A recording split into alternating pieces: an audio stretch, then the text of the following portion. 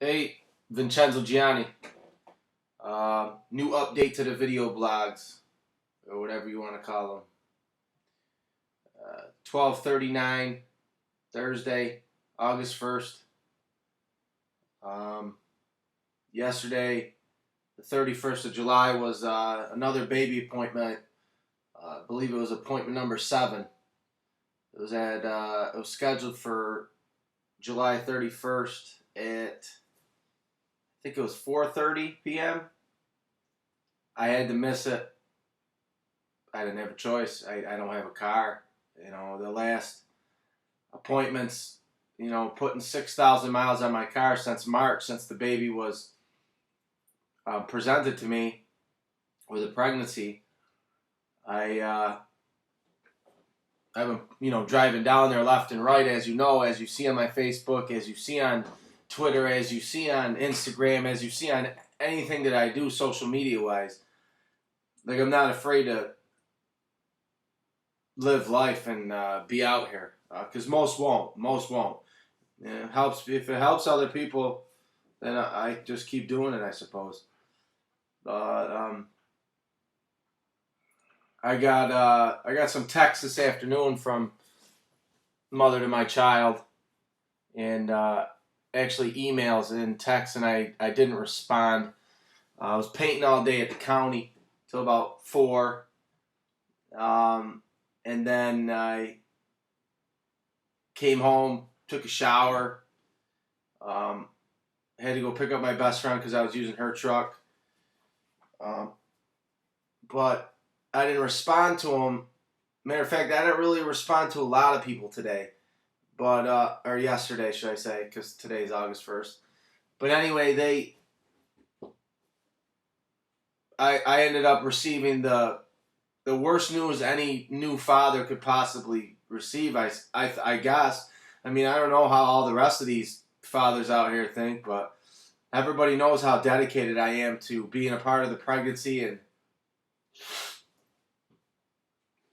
selling my life and everything else that's here, and to move out of state, to sacrifice everything just because, that's the right thing to do. The right thing to do for me in my brain is to give up what I know is comfortable to start something new, because my child depends on me to be that father at the end of all this. I never thought a pregnancy, or trying to help a woman go through a pregnancy of your child or our child, to be such a dramatic item. I mean, I understand hormones and stuff like that.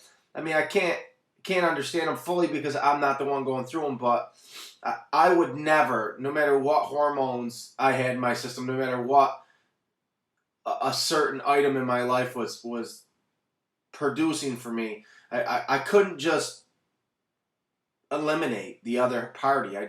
Even if I hated her, I wouldn't. I just wouldn't. My heart is too good for that. I just wouldn't. I wouldn't do it. I wouldn't do it because it's not right. And it's just exactly that. It's just not right. There's absolutely no reason for me to degrade her. There's no reason for me to constantly look down upon her of some sort, or try to tear her apart about the way she feels about things, because honestly, we're all people and we all feel differently about everything. And I keep my mind so open to the fact that things are different. Because I like one thing one way doesn't mean that she's going to like it that way. And I appreciate that, because that's what a human's all about. Humans are not meant to be the same, because if that's the case, we'd all live in some happy-go-lucky harmony, which would be fucking bullshit.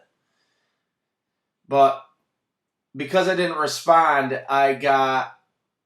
when I did get a chance to respond, and when I did respond back, I just pretty much responded with, I don't understand why I'm being questioned as to why I'd be at the appointment. I mean, these emails had items in it like just questioning if I'm going to make it to the appointment. Could I have responded yes or no? Probably.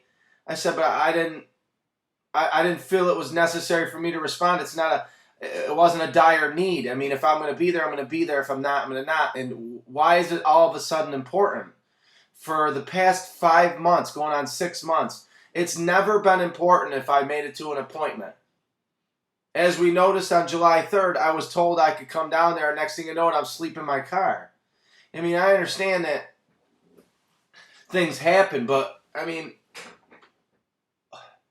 I put myself at the mercy of this process, and I end up pulling short straws, and I don't see why that's kosher. It's not. To me, it's not kosher. It's not cool. It's not fucking sweet. It's not nothing but sad. It's sad. It's miserable. You know, I don't want to be depressed. I don't want to feel like I can't do anything, like my hands are tied.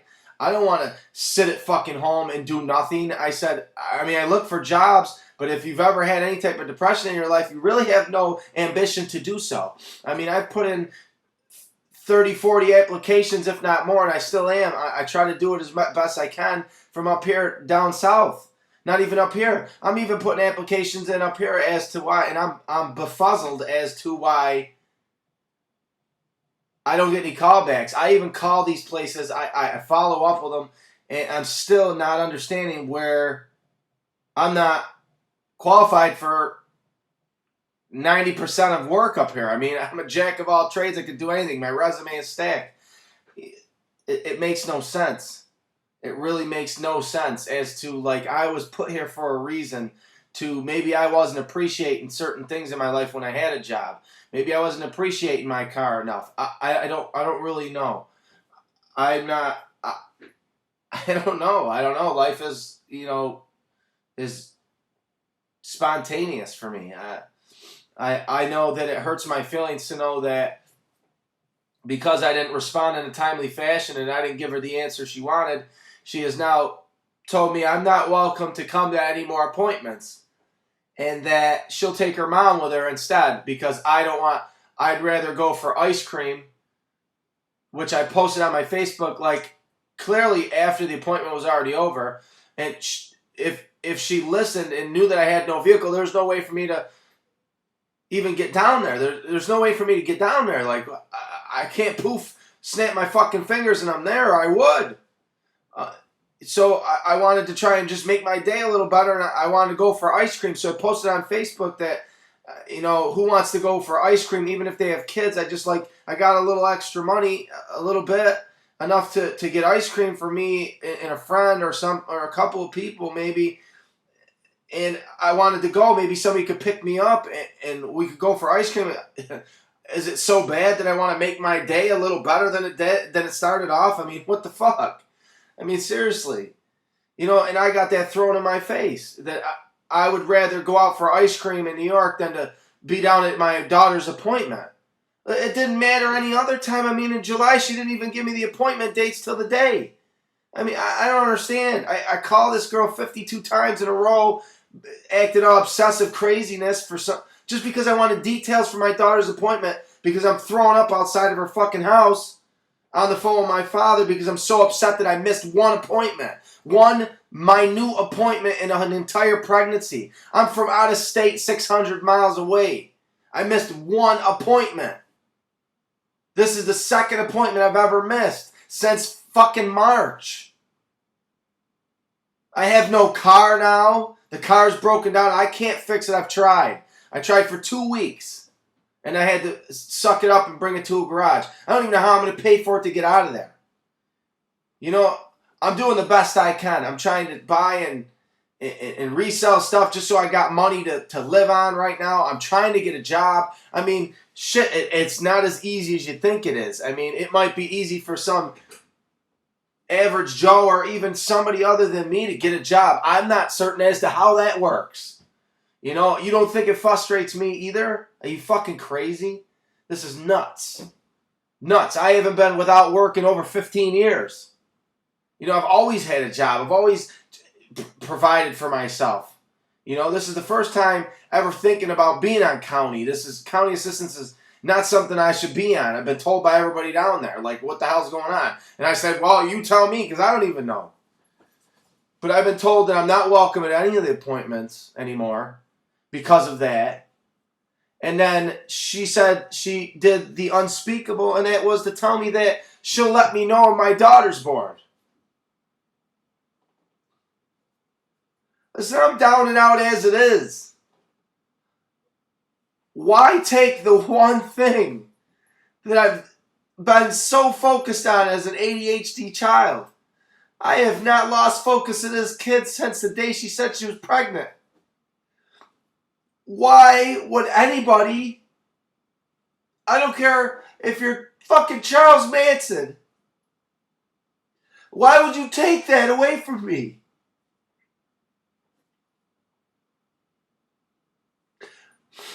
Why would you strip me of the one last thing that I find motivating for my life? I mean, there's more that's motivating, I'm sure, but I wake up thinking about it. I wake up thinking about my daughter every day and how much I love her, and I can't wait to hold her and see her. And for the moment I can look and see that I got enough in my bank account to say fuck the county and move.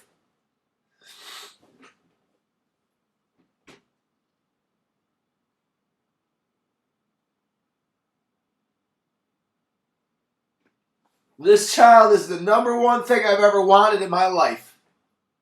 Did I know that before she got pregnant? No. I just always been searching for it subconsciously and had never found it. And then when I lock on to it and I motivate myself every day to write new lyrics and to try to get in this studio that I'm in and push for more contacts for my modeling and just everything in general. You know, I strive every day to be the best I can be, to be a better person than I was the day before. I still help people every day. At my lowest, I'm still giving the shirt off my back. You know, I fight with my fucking family nonstop. Like, they're on a whole different level than I'm on. I'm not out here degrading my family. I mean, the only thing I wish we had was more unity. You know, a broken family, and it's just, I pray in the back of my head every once in a while. I might not go to church, but I pray. You know, I write lyrics about my daughter every day. Pretty much every day anyway. All I'm looking for is a break. I'm looking for a break. I'm looking to stop the monotony, the stagnant lifestyle that upstate New York brings. I mean, even as an artist, a musician, or a lyricist, however you want to refer to me as, there's not a lot of opportunity up here. Anybody will tell you. That's why I'm excited to move to Virginia. I don't like Virginia, but the weather's nicer. Maybe that'll help my spirits. There's more connections. There's Virginia Beach. A lot of big artists like Chris Brown and Missy Elliott and Timberland come out of there. You know, I'm not afraid. I'm not afraid to move anymore. I've created a instance in my head that has motivated me to be okay with it. You know, I'm not looking for your pity out there in the internet world. I do this because it's easier for me to sleep at night, to get this off my chest. Because I can't say it all the time on a text. There's too much misconception in a text. I don't want it to look like I'm degrading her, because I'm not. You know, I don't speak about it with everybody. I just tell people how I feel. And this is how I feel. These video blogs are exactly how I feel. And it's crucial to me. There have been thousands of women in my life that have told me that they would cherish a guy like me. And I understand that, you know, but I'm not having a kid with you. And I don't understand why or what I did in this lifetime, I've rethought every instance I've done. Every time I've lied in my past, every time I've done anything wrong, you know, did something I shouldn't have, two-faced, cheated, whatever it may have been in my life, I've rethought it to think that maybe this is just karma. You know, maybe I deserve it. They say karma's a bitch, comes back tenfold. I don't think I deserve it. I truly, honestly believe in my heart that I don't deserve it. I've been fighting this struggle since day one. I mean, I'll say it in every video. I've made something out of nothing every time. Something out of nothing.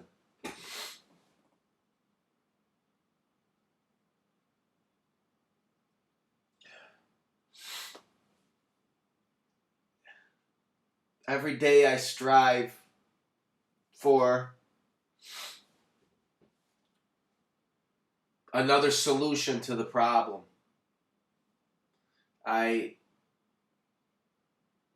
try to document what I'm going through. I look forward to writing some sort of a book or documentary on myself. I just,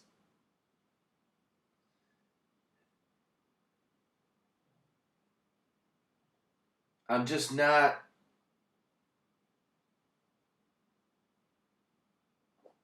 I don't know. Everybody says these appointments don't mean nothing. They might not mean nothing to you. They might not mean nothing to you. But they mean everything to me. Every appointment means something to me. Every heartbeat I get to listen to. Every sonogram picture that I get to see. Every copay that I pay. I've sold my beds. I've sold my TVs. I'm in the process of selling my furniture. It's all got to go anyway. I mean, this isn't a, oh, poor me.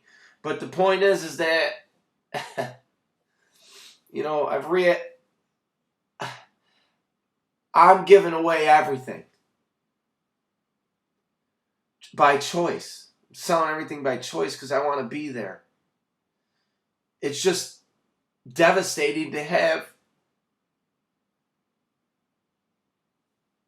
the thought that I can't be there to watch my child be born, or it quite possibly I won't be there to be through Lamaze classes with her, or I won't be able to experience a kick from her belly or a hand or things like that. I mean, this shit might not mean nothing to nobody else, but I'm a proud father.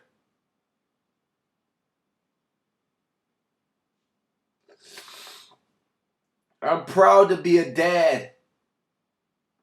Every day. I look forward for the bad days more than I look forward to the good days because I know I can handle them.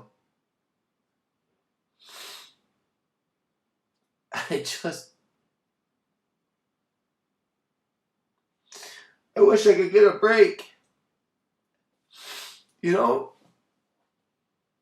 I want to go back to being fun-loving Vin. Lots of personality Vin. Most of all, I want to give that to my daughter.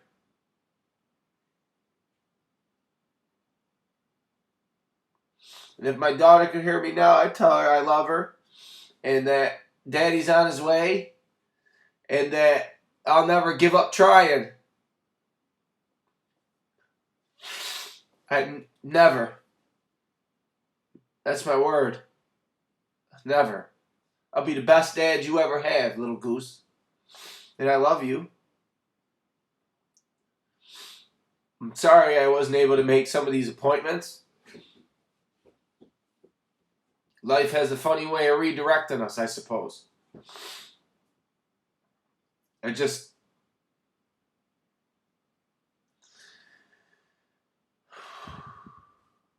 You know, I ended up crying myself to sleep after that. I don't remember where the rest of the day went. You know, I just cried so hard that my brain, I don't know how hard this is to say, but it gets so overwhelmed, my brain, because I have 1,000 thoughts running through it at every given moment. So when I get so stressed out to the point where I'm crying and stuff like that, when I start crying, I get overwhelmed and my brain just shuts down. Like it automatically shuts me down and I fall out. I pass out. I don't even know what happened. It just happens. It's not healthy. I'm certain of it. You know? But uh, stay tuned. Vincenzo Gianni. It's raw. It's real. It's VG.